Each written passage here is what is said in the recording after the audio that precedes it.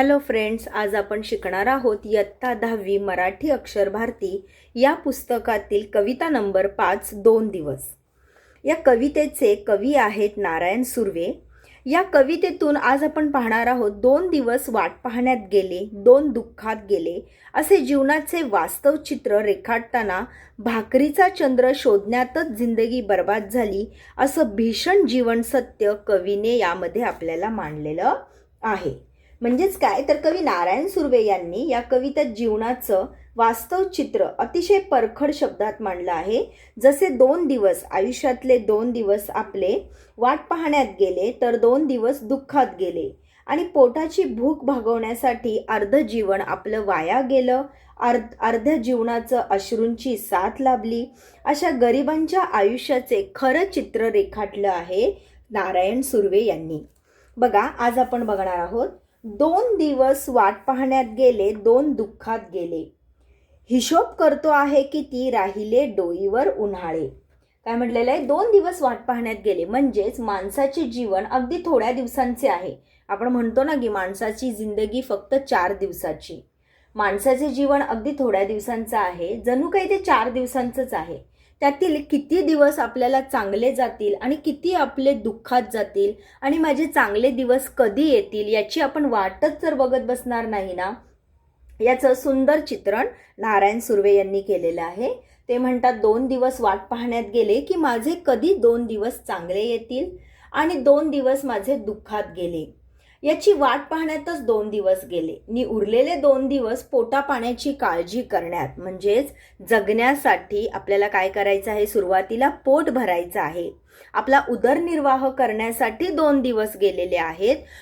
चांगले दिवस कधी येतील याच्यासाठी 2 दिवस गेलेले आहेत आणि माझे दिवस चांगले नाही याचं दुःख व्यक्त करण्यातच 2 दिवस निघून गेलेले आहे। त्यामुळे हे सगळं करून माझं आयुष्य किती उरलं आहे याचा हिशोब मी आता करतो आहे। शेकडो वेळा चंद्र आला, तारे फुलले, रात्र धुंद झाली, भाकरीचा चंद्र शोधण्यातच जिंदगी बर्बाद झाली। काय म्हटलेलं आहे? शेकडो वेळा चंद्रासारखे चमचमते शीतल प्रकाशाचे दिवस मी पाहिले। म्हणजे शेकडो वेळा माझं जे काय आयुष्य होतं त्याच्यामध्ये 100 वेळा चंद्र आला असेल, तारे फुलले असतील, शीतल प्रकाशाचे दिवस आले असतील, काही रात्र धुंद आनंदाच्याही पाहिल्या असतील, पण त्याच्यानंतर जे काही बाकी आयुष्य आहे ते भाकरीचा चंद्र म्हणजेच काय तर माझं पोट भरण्यासाठी, भूक भागवण्यासाठी गरिबीत पोटा पाण्याच्या चिंतेतच बर्बाद झाले।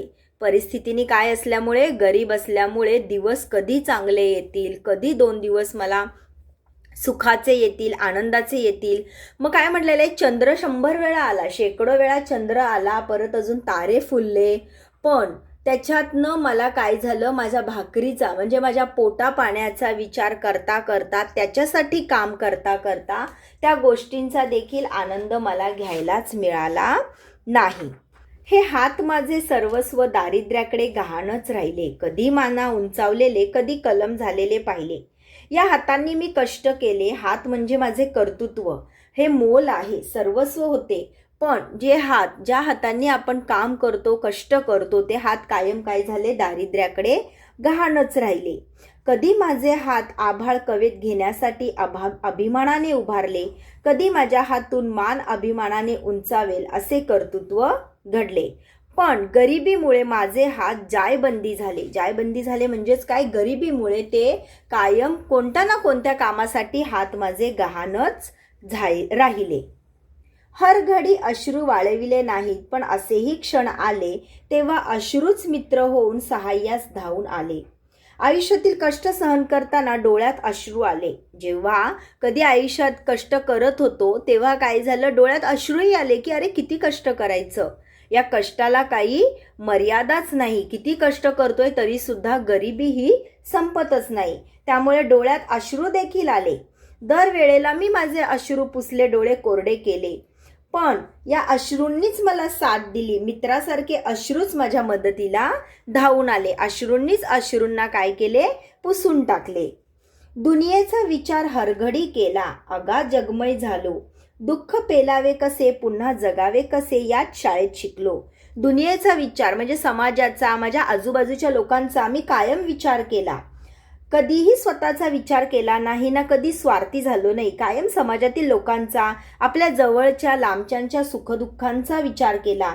दुःख कसे झेलावे, कसे तोलावे, कसे सहन करावे आणि पुन्हा धीटपणे उभे राहावे, हे मी अनुभवांच्या म्हणजे माझ्या आयुष्यात कष्ट करताना जे काही अनुभव आले त्यातच मी हे सारं शिकून गेलो.